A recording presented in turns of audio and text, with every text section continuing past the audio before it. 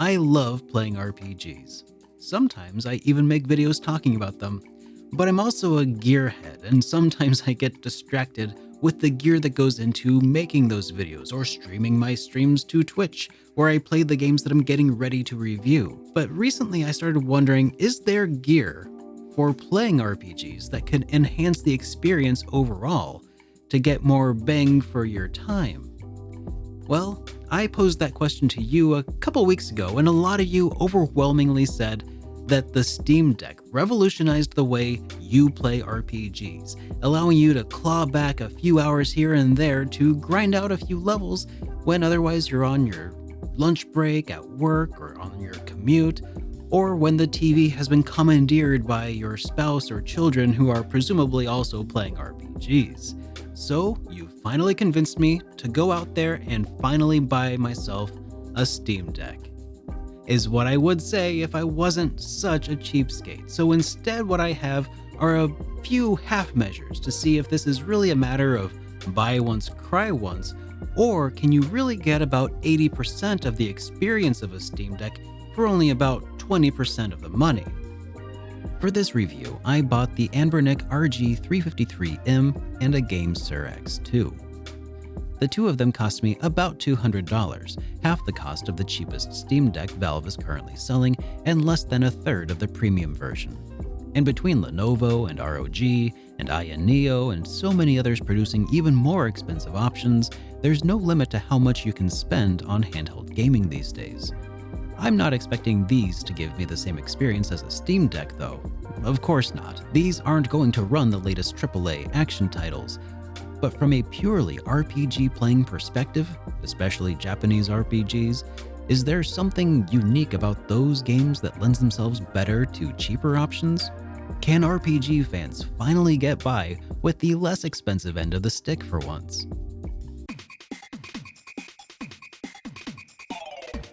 Let's start by talking about the Anbernic RG353M, because that's what I started playing around with first. Handheld emulation devices are really blowing up these days. These simple little devices let you play games from various consoles and supply a streamlined experience for it. Think of it like one of the Nintendo Classic consoles that you can take with you portably, and you can play games from a variety of systems instead of just one. If you haven't looked around at these devices in a while, I think you'll be pleasantly surprised at both the breadth of capabilities and the range of costs. All of this is to say that this one is not one of the newest, cheapest, or most performant, but it ticked all of the boxes in my personal needs in a device like this. First, the device button layouts are exactly like that of a Super Nintendo or PlayStation 1 console with a reasonably sized D-pad. The analog sticks below are placed like a DualShock controller as well, which ought to help with the feeling of authenticity. Since I'll primarily be using the D-pad for the games I emulate on this device, having that D-pad placed up top would be more ergonomic most often. I also wanted the form factor of a PSP or Game Boy Advance style handheld, rather than the Game Boy DMG inspired designs for the improved ergonomics of being able to hold my hands further apart, rather than cramping them together. The analog sticks included, it probably won't get a ton of play from me, but I wanted to make sure they were available, because at the upper edge of performance, this device offers emulation of Sega Dreamcast and Nintendo 64 consoles.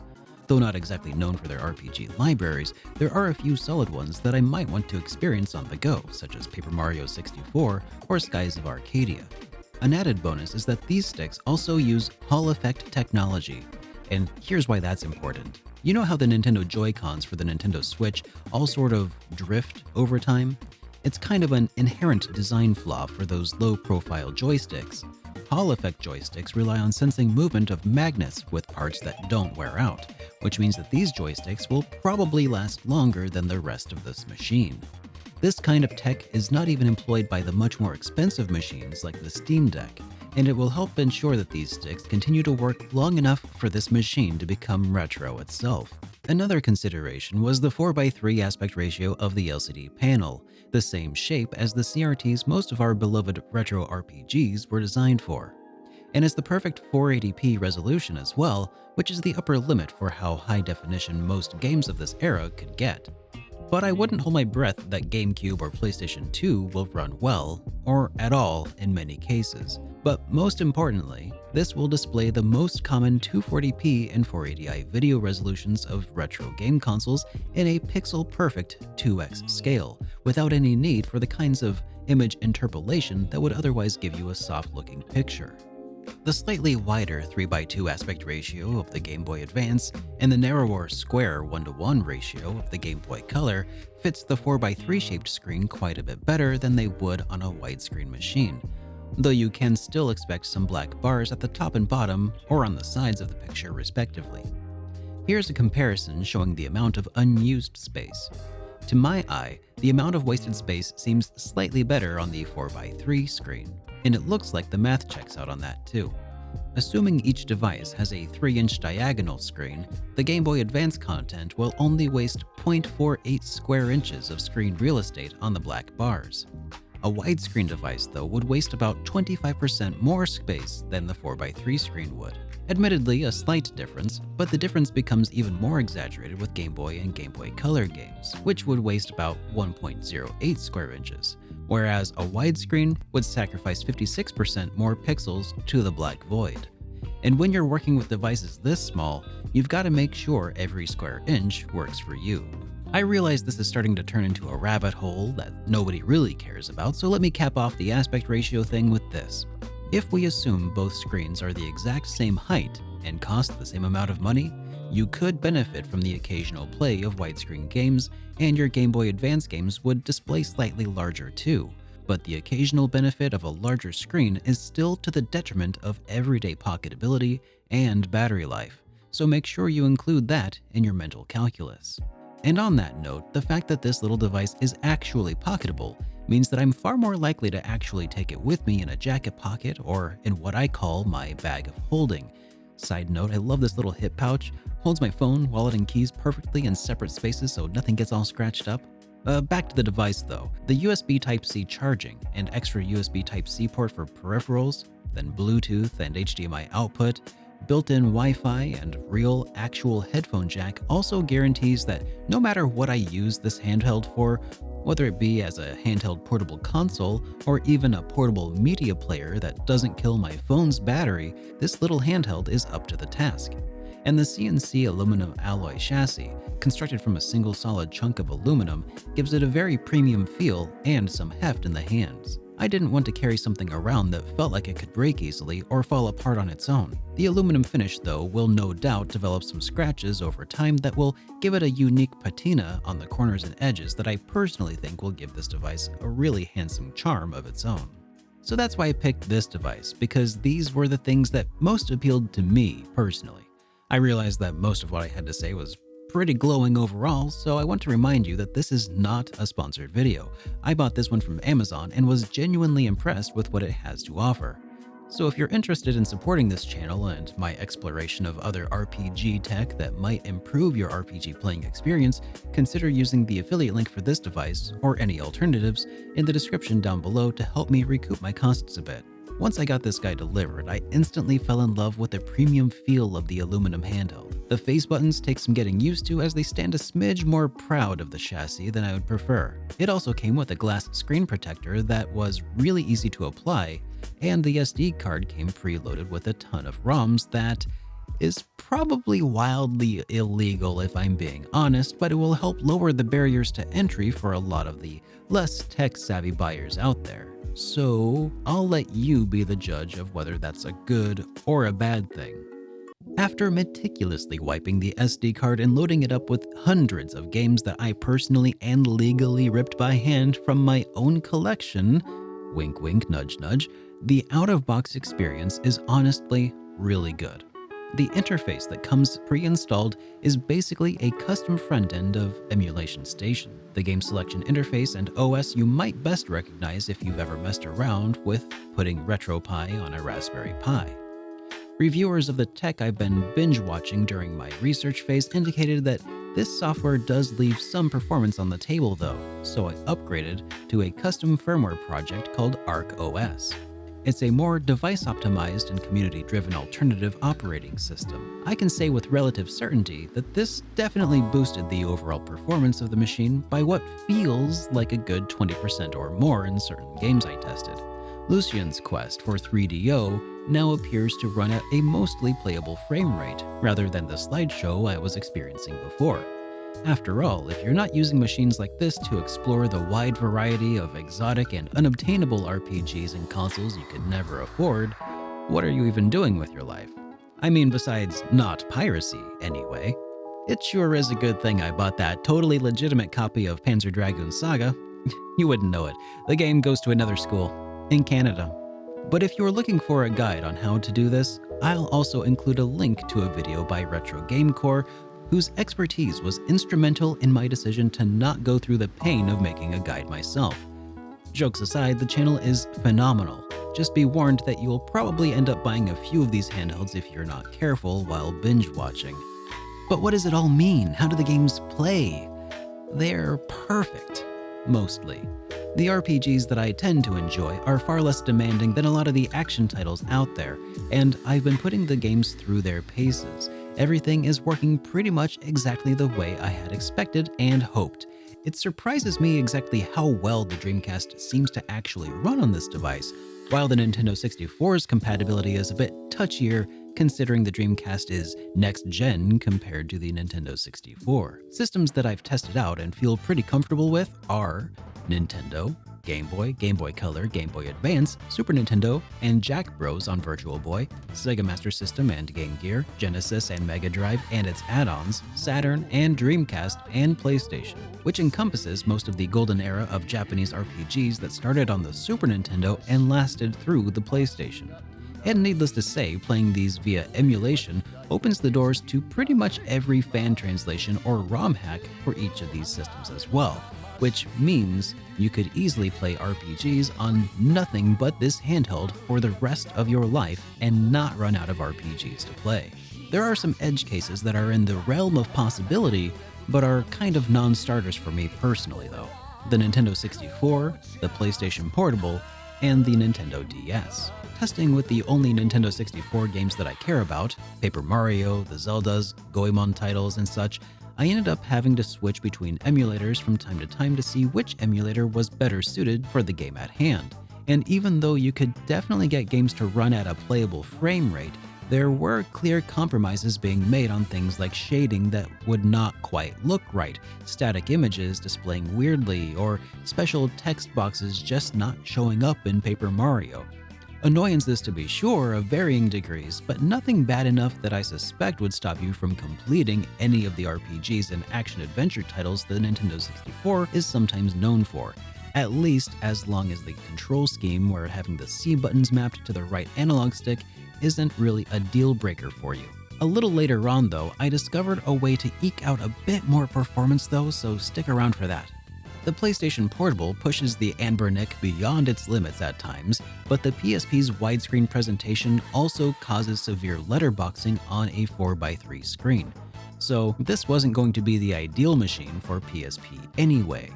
Testing out some of the polygonal titles resulted in stuttering, which I'm more sensitive to when it affects the in-game music. I can accept frame dips, but when the sound cuts out, I can't cope. Less demanding titles that rely more on 2D assets don't struggle as much though, which shouldn't be a surprise to anyone. Between the screen's letterboxing and the mixed performance, I just think there are better options out there for PSP emulation. Nintendo DS is another edge case that might work for you, or it might not. The console has a touch interface like a smartphone, so it's not really a deal breaker here for me. It's the fact that there's just not a good way to display both screens at once. A much wider screen would be needed to display them side by side. Attempting to play titles side by side on this handheld results in severe letterboxing that gives up literally half the screen's real estate and a postage-sized stamp-sized picture. Also, there's no microphone, as far as I can tell, to let you indulge in the DS's more gimmicky aspects. However, if the DS games you want to play are mostly one screen at a time affairs, this could actually be the perfect way to play DS games. With the press of a button, you can toggle between displaying the top or bottom screens in full screen mode. And with a touch interface, you don't have to awkwardly move the cursor around with the right analog stick or anything. Performance is pretty good too, so it's hard to complain. But again, it's highly situational. But I suspect that most of the RPGs that I'm interested in will play perfectly on this device because I never had much love for the two-screen display gimmick in the first place. But your mileage may vary. Games are cool, but what about other forms of media playback? For the last few years, I've been using wired headphones and my iPod Classic as a means of distraction-free listening of podcasts, audiobooks, and lossless FLAC audio files with my headphones, and doing it all without using my phone's battery. But the lack of modern conveniences like Bluetooth headphone support and proprietary charge and data cable kind of have me hoping that this device could pull double duty. And while the custom firmware I had loaded onto this device can run Kodi, the Anbernic RG353M has another trick up its sleeve. Booting this device without the primary SD card inserted allows the system to boot up a custom flavor of Android. The Android experience itself isn't really that great. It doesn't have the App Store or other Google services because that would hamstring the device's performance with a metric buttload of background processes. But I installed F-Droid, an App Store alternative that hosts a bunch of open source apps like Voice Audiobook Player, AntennaPod for podcasts, and VLC Media Player for everything else. Once F-Droid is installed though, the experience improves quite a bit, and I was even able to install Extra, a Twitch client, and NewPipe, a YouTube player. This wouldn't be a terrible way to listen to some lo-fi beats lounging around the house, but without a data connection, these handhelds aren't quite the best for streaming video on the go. But it can do it if needed. But for local playback, the apps I mentioned before are a really solid way to enjoy a small anime library on a flight or listen to countless hours of audiobooks and music. I don't know how often this Android experience gets security updates though, so maybe don't put any sensitive information on it. And maybe don't browse nefarious websites on it either, just in case. The viewing experience of videos and listening experience of audio is slightly different from what you might expect from your smartphone. A 4:3 aspect ratio lends itself better to watching some DVD quality classic television shows, but the music player is not exactly high fidelity. The DAC, or the digital analog converter, is a bit noisy while nothing is playing. But that noise floor disappears when you're listening to most music that I enjoyed at a reasonable volume.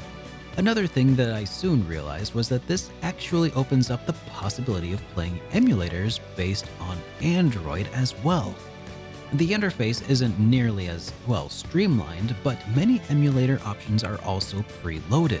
Why would I care about this? Why would you care about this? The reason I brought this up is because toying around with the Nintendo 64 emulator on Android, I was able to achieve even better Nintendo 64 results. How much better? In my highly scientific testing of using my eyes, ears, and hands to feel the differences, it increased from being about 70% of the way there to a whopping 95% of the way to perfect. There are still occasional hitches when the emulator loads up new particle effects. The tinkering I've done is really easy for you to reproduce too. Just change out the profile from the default to glide in 64-fast. It's not the most accurate emulation method, but it works really well even on Mystical Ninja starring Goemon and Majora's Mask Redux, a ROM hack of the first-party Nintendo 64 game that leveraged the expanded RAM pack. Some stuttering occurs during cutscenes, but all in all, it's surprisingly playable. So this little guy ticks off so many items on my list, but not everything. What about widescreen games? What about Nintendo DS side-by-side? What if I want to play AAA games or remote play games on my PlayStation 5? The Steam Deck is really your only choice for those kinds of things beyond a certain point, right? Or is it? This next gadget isn't nearly as premium feeling, nor does it work anywhere as seamlessly. Nevertheless, it is a powerful tool that can help bridge the gap between the Anbernic emulator I just showed off and something more substantial like a Steam Deck, and it does it through making a few compromises. This is the GameSir X2, a USB-C controller that clamps onto your smartphone. There are a dozen or so devices exactly like this one, and I picked this one purely because it hit a specific price point, $50. And for the build quality and what it is, $50 is honestly too much. I would love for 8BitDo to come in and disrupt this space by making a competitor to their exacting quality standards, but it seems like, for now, they're content making phone clips that attach to their existing line of controllers, which I suppose is fine. The rest of this video pretty much writes itself. There's not really much drama left here. You don't need me to elaborate beyond the point about how this stopgap fills in a lot of the niche use cases that the Anbernic leaves out, but there's some pretty interesting uses I figured out that you might not have thought of. The first one is probably pretty obvious. Smartphones today offer widescreen support that should be more than enough to sufficiently run PSP titles at full speed if you have a phone from the last few years. For testing, I'm actually using an old phone of mine, the OnePlus 7 Pro, which has a 90Hz screen and HDR support at high resolutions, and this came out 4 years ago. More recent phones than this should be able to run circles around it. Also, the ultra widescreen can comfortably fit 2 Nintendo DS screens side by side. It's kind of a shame there's no way to connect this guy in Tate mode, because I bet that would be the perfect way to comfortably emulate 2 screens positioned vertically. In fact, it seems like this would be the perfect use case for one of those clip-on phone situations if they could just add a 90-degree swivel, but from my cursory looking around, it doesn't seem like there's any innovators in the space of controller clips who have jumped on board. 8BitDo, you can have this idea for free if you want it. Depending on your phone, you might even be able to emulate PlayStation 2, GameCube, Vita, Wii, newer consoles, but what's to stop you from using the controller to enjoy even newer consoles? Using a couple of other apps straight from the Play Store, why not snag yourself the PS Remote Play app? It's free and it should work perfectly with this controller. Should being the operating word here because it doesn't. In Sony's infinite wisdom, they don't support third-party controllers for remotely playing PlayStation 5 games through the native app. Apparently, some of the more expensive controller offerings can work with this anyway, but the backbone I was looking at cost twice as much, and like I said, I'm a cheapskate, so I picked up a $6 app called PS Play. It's a third-party remote control app for your PlayStation 4 or PlayStation 5, so suddenly the $50 controller became a $56 controller. Other apps for remotely playing Xbox games could also add to the price. I don't know. I don't have an Xbox because I only play RPGs. And while we're at it, we should also mention that the best emulators on Android also sometimes cost money, so throw another $5 in for the drastic emulator for Nintendo DS while we're at it. At least PPSSPP is free, so this second offering clearly has a lot of compromises like I mentioned. So in this context, who actually needs a Steam Deck? Well, it seems like mostly the people who want to play modern AAA action games locally and are okay with carrying around a big old Steam Deck with them. But what about for people who want to play retro RPGs or retro action games? Well, the Anbernic system's got you pretty well covered. And what if you just want to play modern turn-based RPGs and don't really care about the action RPGs? Well, there's a pretty good chance that you can stream them straight from your phone. So is it really worth the $400 plus for a Steam Deck or similar? Well, yeah. For some people, absolutely. But if you're just into turn-based RPGs and retro stuff, you really might not need the new hotness. If you're interested in anything that I've talked about today, check it out in the links down below to help benefit the show. And as always, thanks for watching.